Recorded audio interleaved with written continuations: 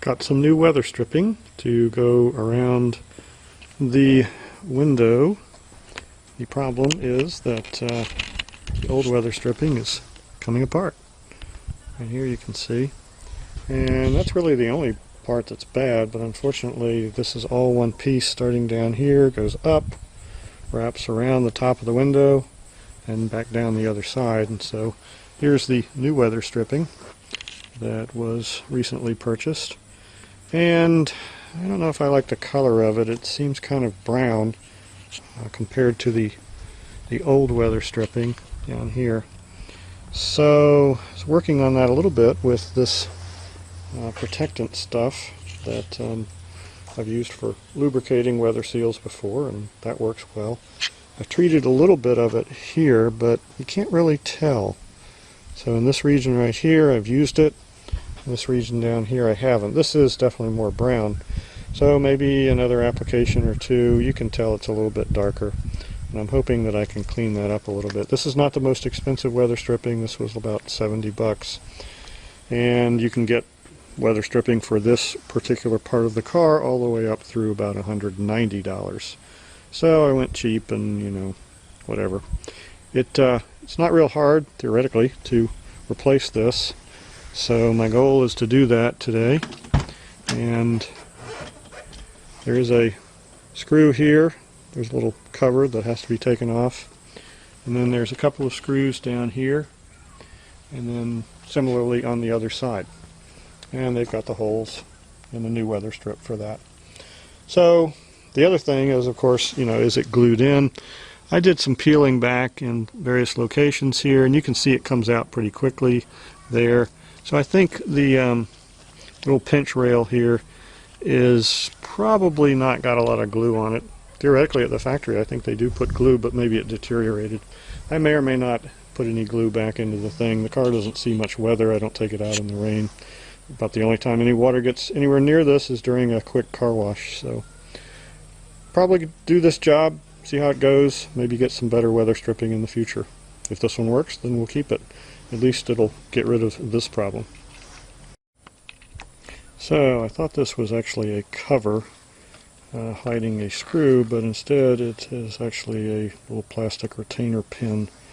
And so I fear that these are probably everywhere, including down here. So I brought out the big guns of tools, and I've got a nice needle nose pliers here that may help me reach down and get those out and hopefully pull them out without breaking them, because I don't have any more of these.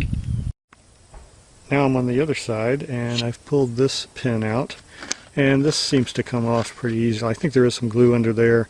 I don't think I need to take any of this trim piece off because it basically pulls out and I can shove the new one in there. Down here I was worried about getting the angle and getting those pins out, but then I decided I would just pull this off and it comes out very easily. There was some glue right in this region, and so now I'm working it out. You can see that it comes out pretty readily. So all you just do is just pull it back like this. I'm trying to save the old one in case I need it. But it's very clean. There's little or no glue there. There's a little bit, I think, under this leading edge here, this crimp rail or whatever they call it. So I will pull this up, and then we'll work on the top part there and see how that goes. So of course this corner was a pain, and I think there was a fair amount of glue in it, so that didn't help. There was also a plastic piece in here which has fallen out now, and so you just gotta be careful not to cut your finger on that. Okay, no big surprise. This top piece does have glue in it, and oh boy, it's really coming apart here.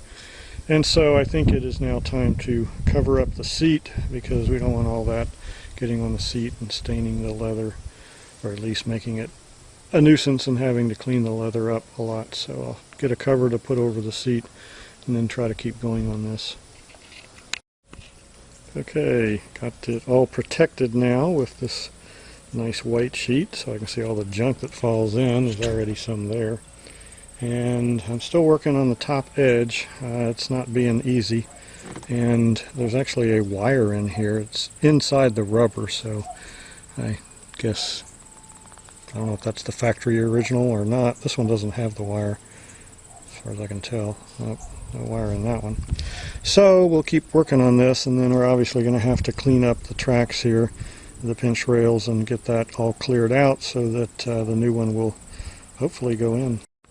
So I finally broke this into some segments because it was just getting in the way, and this piece was stuck in here, and I tried prying underneath and ripping, but I decided ripping was a bad idea. The real key here is to see if you can pull it out in such a way that it just goes down the channel and pulls cleanly and doesn't leave anything behind. So I was able to do it along this edge. You can see this edge is completely clean, so I'm not going to have much work there.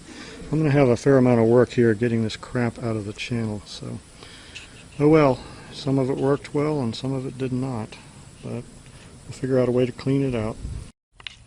Okay, almost done. I'm taking these out. These are a little shorter than the ones on the upper door pillar. Save those together down there. And then have to make sure that these channels are clear. And I have this screwdriver that I found that's just the right size to be able to run along here and feel. There's a little tiny bit there, and it's pretty clear all the way up. And so I'm doing that on all the channels, top and sides, and make sure everything's ready to go.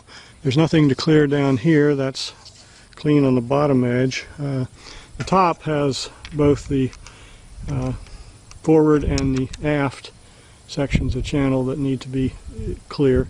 This one needs a little more work, although the rubber is going to give a little bit. And also there's a little bit of junk left here. I'll clean that up, but theoretically it shouldn't be necessary because these screws, oops, that one's got some rust on it, might want to do something about it. These screws project out anyway, and the rubber conforms around those, so it'll conform around this surface roughness as well. So we're pretty close to being done, other than getting a damp cloth, maybe a vacuum, and clearing out the junk here, and then double checking the channels, and then we can put the new thing in.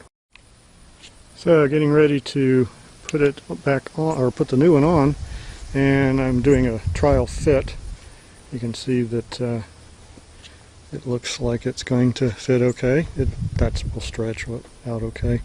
And here what I discovered is there's this edge, the lower edge, and the upper edge, and I think the right way to do this is to put the lower edge in first and get that tucked behind the trim down at the bottom, and then tuck this part in after that. And I think that's going to hold it very good.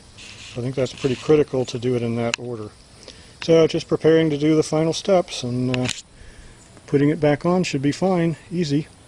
Again, did not put any sealant under it because I might get a new strip. This one, I don't know, I don't really like it. So, and it's done. It actually went on quite easily if you get the right procedure. Again, the sides, I put the bottom in first and kind of pushed up to make sure it sat on the rail properly, and then pushed the top in and got it underneath the crimp rail there. Down here I need to do a little work. I should probably put some sealant down there. The pins went in okay after I guided them well. The top went on pretty well. This is not the greatest Weatherstrip in the world, so there's some discoloring on it. I'm going to see if I can work on that with some silicone lubricant. I checked the edges by gently peeling back here and looking to make sure it was under that side as well as the other side. I peeled up slightly and checked that. So I would call this a success, and I'll use it this way for a while, I'm sure, and perhaps I'll get a higher quality Weatherstrip in the future. This was the cheapest one, but it's working, and looking forward to having less wind noise and better looking vehicle.